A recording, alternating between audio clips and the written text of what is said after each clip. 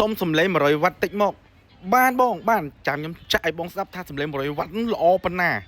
ទីសំឡេងទី1ខ្ញុំចាក់បោះសងទីម៉ងដាំរលកទន្លេក៏គ្រូទួញយំអត់ទ្រាំនឹងកម្មវិស្នា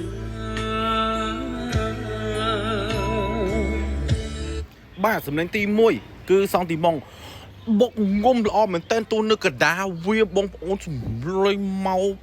ល្អមែនតើកម្លាំង100វ៉ាត់បងប្អូនគ្នាសំឡេង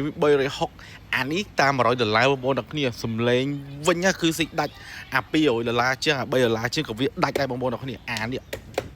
សាហាវមែនតើបងប្អូនគ្នាបាទ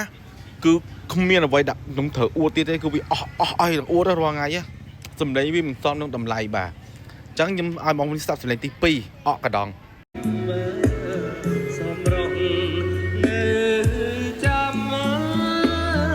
តែឈុំនេះអូអង្គរា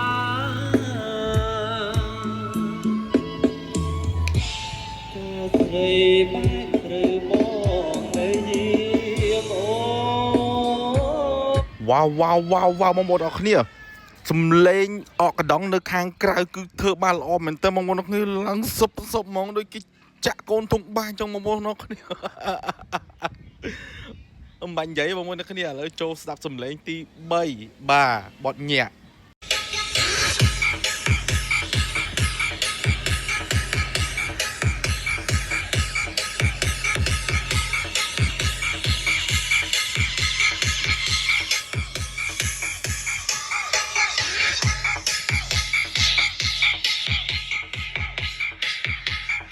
Each note comes in its seat on the lips.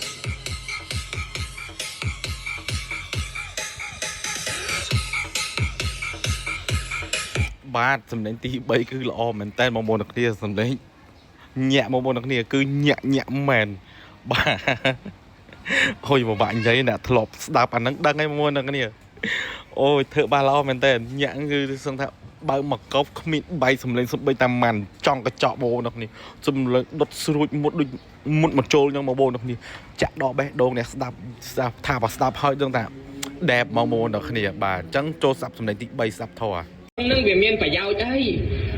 តែពុទ្ធទ្រង់សម្ដែងថាអតិតតាស្មឹងអគិរាស្មឹងយ៉ាងនេះហរតិភិជាណាំងតាំងតសហោតិអាថាយៈនោជាយ៉ាងតថដីអតិអេវមេតថកោលោកោជារាយៈមេរណេអ្នកចនីបាទសំឡេងទី3គឺស្រួយមែនតើបងប្អូនគ្នាចាំបងប្អូនគ្នាទិញឲ្យជូនលោកតាលោកយាយជូនឪពុកម្ដាយអីល្អមែនតើ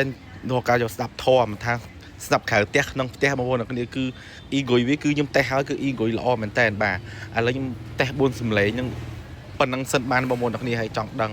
សំឡេងល្អពិតមិនប្រកបបងប្អូនគ្នាឲ្យមកតេស្តនៅហាងផ្ទាល់ឬក៏សួរអ្នកថតប្រើទៅដឹងហើយជឿនិយាយច្រើន